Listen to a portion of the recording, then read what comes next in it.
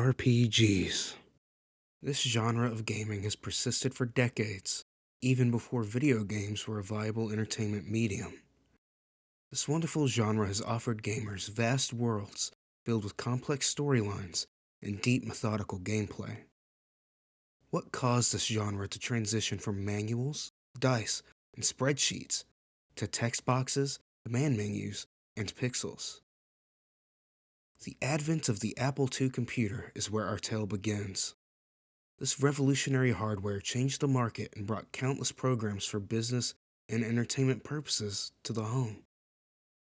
And the seminal piece of software that would define the RPG genre was released in September 1981. And that game was Wizardry.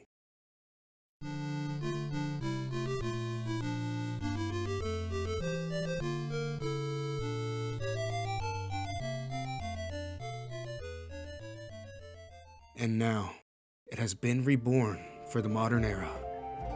Welcome to the world of Wizardry.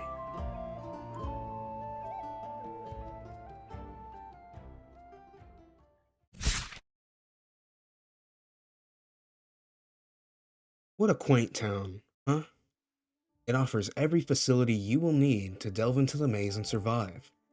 You can create characters at the training grounds and change their classes once they meet the stat requirements.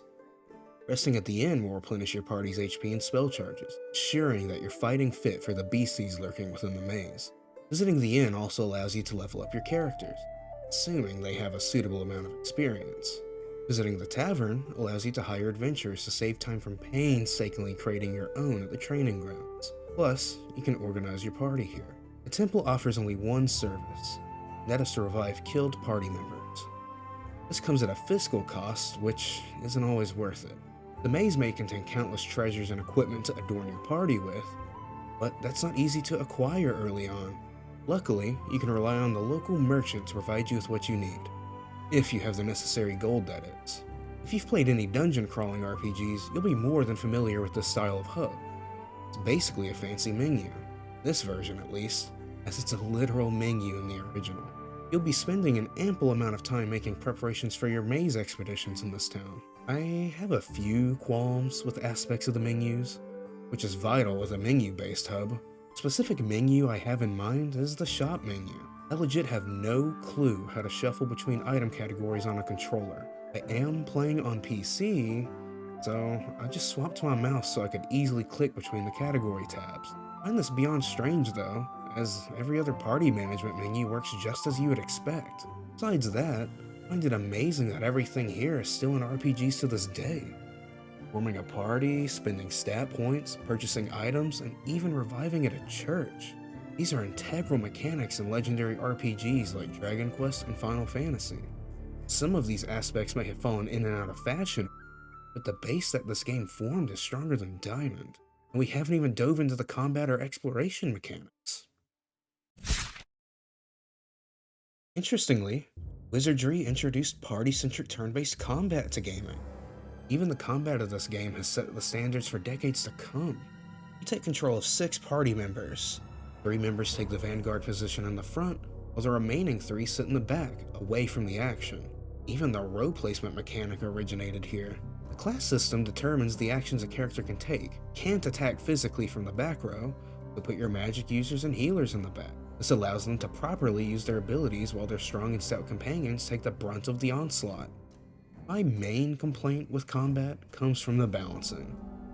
The game simulates actions with formulas that replicate Dungeons and Dragons, even down to simulating dice rolls for things like actions, monster group sizes, and enemy HP values. It works, but my unfamiliarity with D&D doesn't do me any favors. My preference lies with the ever-changing formulas present in JRPGs. If you pay close attention and learn from your mistakes, you can make it through the game off of sheer perseverance. Learn the maze's layout, learn what enemies do, and be careful. Rashness to level up or explore will lead your party to a certain yet unfortunate end. You must plan your combat actions accordingly and beware of traps. There are pits that can hurt you, trapped treasure chests, secret passages, and darkness that steals your sight, and more. It's quite easy to get lost in this labyrinth. You can draw your own maps on graph paper if you so wish, It would be the pure way to experience the game's exploration. A minimap is also an available option in this version of the game. It has limited visibility, so it helps while not taking away any surprises. There are also 4 decades worth of maps and guides out there on the internet too. So do what you want. Just know your limits and return to town regularly. I'm not gonna mince any words here. This game can be brutal. Even when playing this modern remake with its offerings and features that make the game more accessible, I found situations where I'd be kicked when I was down. Knowledge and caution are your best friends in this game. At first, I thought the game definitely offered some challenge. Enemies come at you in droves and hit hard, but it wasn't anything I hadn't seen before, which is ironic due to this game being one of the progenitors of the RPG genre. But what came next shocked me. I had grinded my party carefully a few levels, but then I got cocky. I delved even deeper into the maze, thinking that I could handle it. I was wrong. Nearly my whole party got torn to shreds. When I came back to town, bloodied and battered, I learned a harsh truth. It is not viable to revive several party members. The cost of revival skyrockets as you level up. I had no choice but to abandon the bodies of my former comrades and start anew. Wizardry isn't about a group of unlikely heroes banding together to accomplish great things like the games that would eventually inspire. No, you take control of adventurers of no renown who seek to be recognized. Someday a group will prove themselves. However, the droves of those who don't are lost to the annals of history. Luckily, I discovered a monster known as Murphy's Ghost. This is essentially a proto-metal slime. They're fairly easy to fight, but they take loads of turns to kill. The amount of experience you gain from this fight is a perfect way to grind in the early to mid game. This game even helps perpetuate the RPG loop of get decimated, learn a grinding method, and then profit. Digital Eclipse is a fantastic studio that aims to preserve many of gaming's greats. The work on this remake of the first Wizardry is no different. The advertising boasts that it runs the original Apple II code under the hood, while the new Unreal Engine 4 assets sit on top, and even toggle the original graphics to sit on top of everything like a UI element. It's pretty neat. I also really appreciate the slew of options available. There are several toggles available to the player that allow them to customize their experience. You can even select presets. Modern gives you the most quality of life, easing players into the game more smoothly. There are also options that turn off these extra functions to create an experience that's closer to the Apple II original, or even the old console ports. A lot of effort and love went into this game to retain what makes it a classic, while offering optional modernization for accessibility. I do want to note a few things that are mildly disappointing, yet understandable. The original versions of the game, you had to type in spell names, draw your own maps, and refer to the manual for in-depth information on everything. I understand many of these interesting quirks would be difficult or cumbersome to implement in the console versions of the game. I mulled it over and I decided that the dev team really did the best that they could. Even offering a port of the original game would only work on PC without heavy alterations. I'm not even sure how they would tackle things like replicating the floppy disks or save data elements either. So great job, guys. Ultimately, I believe the team really did consider how to best proceed in remaking this important piece of gaming history.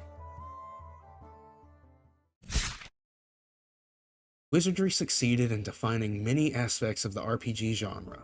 You'll be surprised to find deep character creation, solid battle mechanics, and other foundational elements. It's pretty fun to play this game and point at things you've recognized from your favorite RPGs. The combat, exploration, class systems, and dungeon delving are all familiar. Even creative minds like Yuji Horii and Hironobu Sakaguchi reminisce fondly about Wizardry to this day. Heck, Atlas has even developed many games inspired by Wizardry, even going so far as to publish a spin-off game. I will say, the game certainly has aged.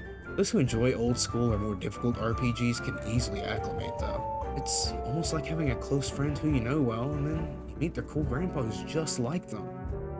Wizardry, Proving Grounds of the Mad Overlord, earns a 4 out of 5.